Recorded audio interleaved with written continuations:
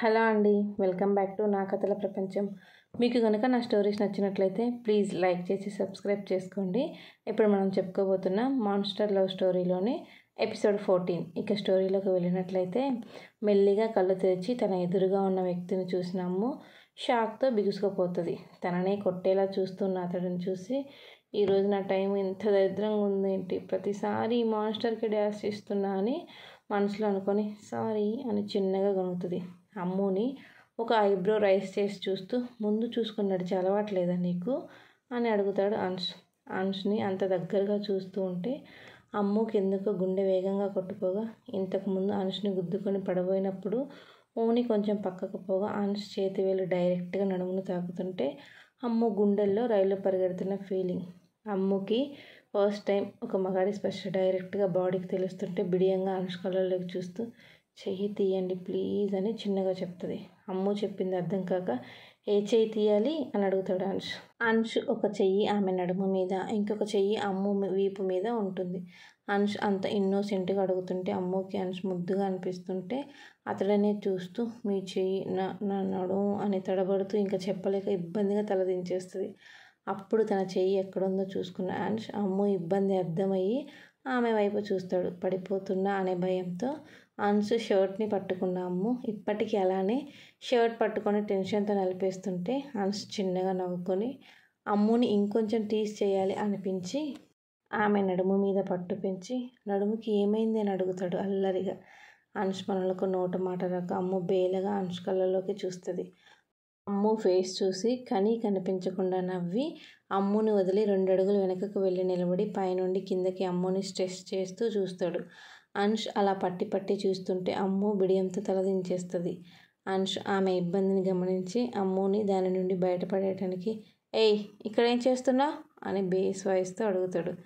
అంశ్ గొంతులోని బేస్కి భయంగా ఉన్న సాయంత్రం అతడు కొట్టడం గుర్తొచ్చి, రెస్టారెంట్లో ఎవరైనా ఏం చేస్తారు, ఫుడ్ తినడానికే వస్తారు అని వెటకారంగా చెప్తుంది అమ్ము.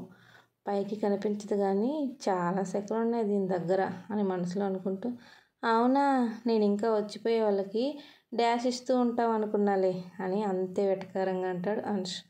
ఆ మాటకి మూతి ముడిచి, నేనేం కావాలని మీకు డ్యాష్ ఇవ్వలేదు, రెస్టారెంట్ యాంబియన్స్ బాగుంటే చూస్తూ మీరు రావడం చూసుకోలేదు అని నిజాయితీగా చెప్తుంది.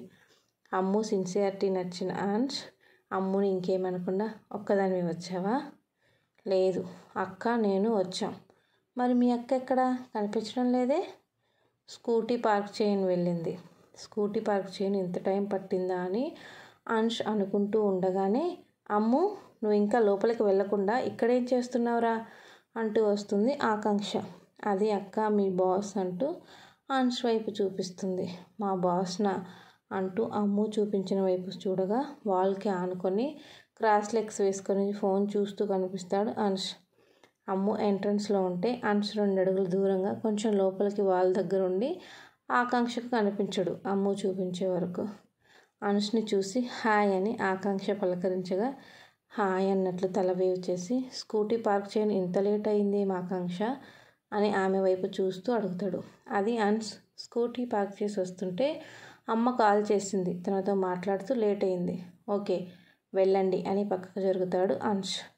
ఆకాంక్ష అమ్ము చేయి పట్టుకొని లోపలికి వెళ్తూ ఉంటే, ఆకాంక్ష మీరెప్పుడు వచ్చారు అంటూ వస్తాడు అభి వాళ్ళ దగ్గరికి.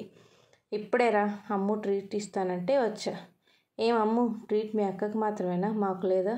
అయ్యో ఎంత మాట అన్నారన్నయ్య, మీకు మీటింగ్ ఉందని వెళ్ళారని ఇన్వైట్ చేయలేదు, ఇప్పుడు ఎలాగో ఇక్కడే ఉన్నారు, రండి డిన్నర్ చేద్దాం.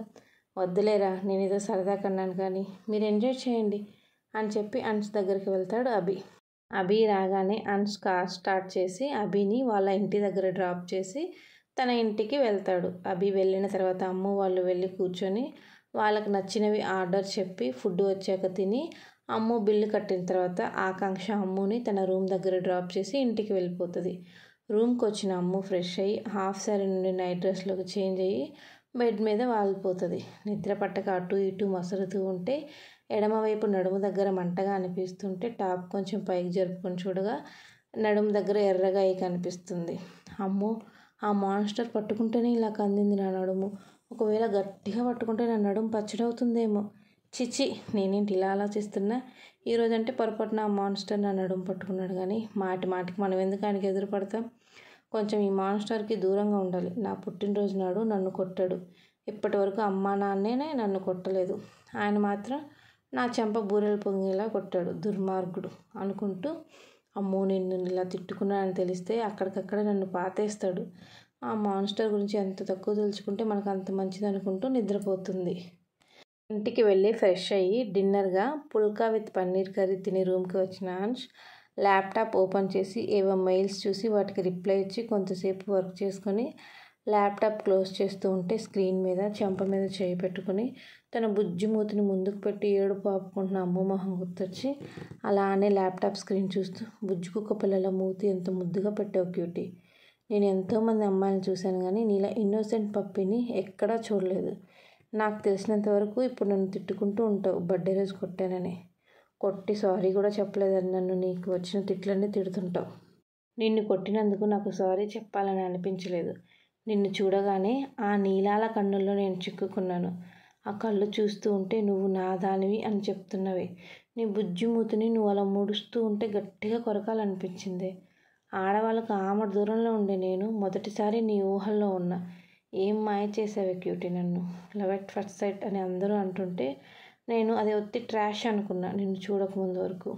ఇప్పుడు నీ ఒక్క చూపు ఇక్కడ గుచ్చుకొని భారం పెంచేస్తుంది అని గుండెల మీద చేయి పెట్టుకొని అనుకుంటూ బెడ్ మీద వాలిపోయి, అన్ఎక్స్పెక్టెడ్గా ఈరోజు 2 times కనిపించావు. ఇంకోసారి కనిపించావు అంటే ఫిక్స్ అయిపో, ఇక నువ్వు నా సొంతం అని అనుకుంటూ, ఈసారి నువ్వు కనిపిస్తే నన్ను ఊరిస్తున్న దొండపండు లాంటి నీ పెదాలను కసుక్కుని కొరకాలనుంది. చూసావా అమ్ము, నీ స్పర్శనాలు ఎంతవరకు నాకే తెలియని ఫీలింగ్స్ని బయటికి రప్పించాయి. చూద్దాం డెస్టినీ మనల్ని కలుపుతుందో లేదో అనుకుంటూ అమ్ము తలుపులతో నిద్ర మోడులోకి జారుకుంటాడు అంష్. ఉదయం లేచి ఎవరి పనులలో వాళ్ళు నిమగ్నం అవ్వగా రోజులు తొందరగా గడిచి ఆదివారాన్ని తీసుకొస్తే అమ్ము ఆ రోజు తనకి కాలేజ్ లేదని రూమ్లో ఉండి త్వరలో తన MBA first year first sem ఉండటంతో ఎగ్జామ్స్ కోసం ప్రిపేర్ అవుతుంటే అమ్ము ఫ్రెండ్ నవ్య వచ్చి బుక్స్ క్లోజ్ చేసి, అమ్ము మొన్న నీ బర్త్డే రోజు కూడా నేను నీతో లేను. ఈరోజు మన ఇద్దరం కలిసి షాపింగ్కి వెళ్ళి బయట లంచ్ చేసి వద్దాం. నవ్య అమ్ము ఇద్దరు ఇంటర్ నుండి ఫ్రెండ్స్. ఇద్దరు ఇంటర్ నుండి డిగ్రీ వరకు వైజాగ్లో ఒకే కాలేజీలో చదివారు. MBA చదవడం కోసం ఎంట్రన్స్ ఎగ్జామ్ రాయగా ఇద్దరికి హైదరాబాద్ కాలేజీలోనే సీట్ రావడంతో వైజాగ్ నుండి హైదరాబాద్ వచ్చి ఇద్దరు ఒకే పీజీలో ఒకే రూమ్లో ఉంటున్నారు. అమ్ము బర్త్డేకి 3 days ముందు నవ్య వైజాగ్ వెళ్ళి నిన్ననే వస్తుంది వాళ్ళ అమ్మకి బాగాలేదని. అబ్బా నవ్య, 10 daysలో ఫస్ట్ సెమ్ ఎగ్జామ్ పెట్టుకొని షాపింగ్ ఏంటి? నీకు అంతగా వెళ్ళాలని ఉంటే ఎగ్జామ్స్ అయ్యాక వెళ్దాం. కుదరదు, ఇప్పుడే వెళ్దాం. మొండిగా మాట్లాడకు నవ్య. అవును నేను మొండిదాన్ని. నువ్వు వస్తున్నావు, మనం షాపింగ్కి వెళ్తున్నాం పద అంటూ అమ్ముని చేయి పట్టుకొని లాగుతుంటే, వస్తాను కానీ చెయ్యి వదిలే, ఊడొచ్చేలా ఉంది. వస్తే జైపూర్కి తీసుకెళ్ళి స్పెషల్ హ్యాండ్ ఆర్డర్ ఇస్తాను కానీ ఫస్ట్లే నువ్వు, చంపుతుంది రాక్షసి అంటూ అమ్ము లేయగా ఇద్దరు కలిసి మాల్కి వెళ్తారు. మాల్లో క్లాత్ షాప్స్ అన్నీ తిరుగుతూ ఒక్కటి కూడా కొనకుండా బయటకు తీసుకెళ్తున్న నవ్యని చూసి, వసే అసలు ఇవి ఏం తీసుకోవడానికి వచ్చావే? అన్ని షాప్స్ తిప్పుతున్నా కానీ ఒక్కటి కూడా కొనట్లేదు కదే. ఏ అమ్ము, అరకుండా నోరు మూసుకొని రా. నా వల్ల కాదే తల్లి, నువ్వు వెళ్ళు, నేను ఇక్కడే ఉంటా. అలా అంటావా? సరే అయితే నేను అరగంటలో వస్తాను, నువ్వు ఇక్కడే ఉండు అంటూ నవ్య పక్కనే ఉన్న లిఫ్ట్లోకి దూరుతుంది. అమ్ము అక్కడే 10 నిమిషాలు చుట్టూ చూస్తూ నిలబడి, ఎంతసేపు ఇలా దిక్కులు చూస్తూ నిలిచేవాలి? ఇది అరగంట అన్నది కానీ నాకు నమ్మకం లేదు ఇది అంత తొందరగా వస్తుందని. ఇలా వచ్చిపోయే వాళ్ళని చూస్తూ ఉండే కంటే ఎక్కడైనా కూర్చోవడం బెటర్ అనుకుని చుట్టూ చూడగా ఆ ఫ్లోర్లో కొత్తగా ఏదో బుక్ స్టాల్ ఈ మధ్యనే ఓపెన్ చేసి కొత్త బుక్స్ ఏవో డిస్ప్లేలో పెట్టి ఉంటాయి. సహజంగానే డిఫరెంట్ బుక్స్ చదవటం అంటే ఇంట్రెస్ట్ ఉన్న అమ్ము ఆ స్టాల్ అట్రాక్ట్ చేస్తుంది. ఈ నవ్య వచ్చేలోపు లోపల ఒక లుక్ వేద్దామనుకుంటూ బుక్ స్టాల్ లోపలికి వెళ్తుంది అమ్ము బుక్ స్టాల్లోకి వెళ్ళడం కింద ఫ్లోర్ నుండి చూసిన నవ్య, నాకు తెలిసే పిచ్చిదానా నీకు బుక్స్ అంటే ఇష్టమని. నువ్వు బుక్స్ చదువుతూ ఉండు, నేను నీకోసం గిఫ్ట్ తీసుకొని వస్తా అనుకుంటూ వాచ్ స్టోర్లోకి వెళ్తుంది నవ్య ముందు అమ్ముకి మంచి డ్రెస్ తీసి ఇవ్వడానికి మాల్కి తీసుకుని వచ్చిన డైరెక్ట్గా తీసుకోమంటే అమ్ము ఒప్పుకోదని లాస్ట్ మినిట్లో నిర్ణయం మార్చుకొని మంచి వాచ్ కొని అమ్ము తీసుకునేలాగా చేయాలని డిసైడ్ అవుతుంది నవ్య.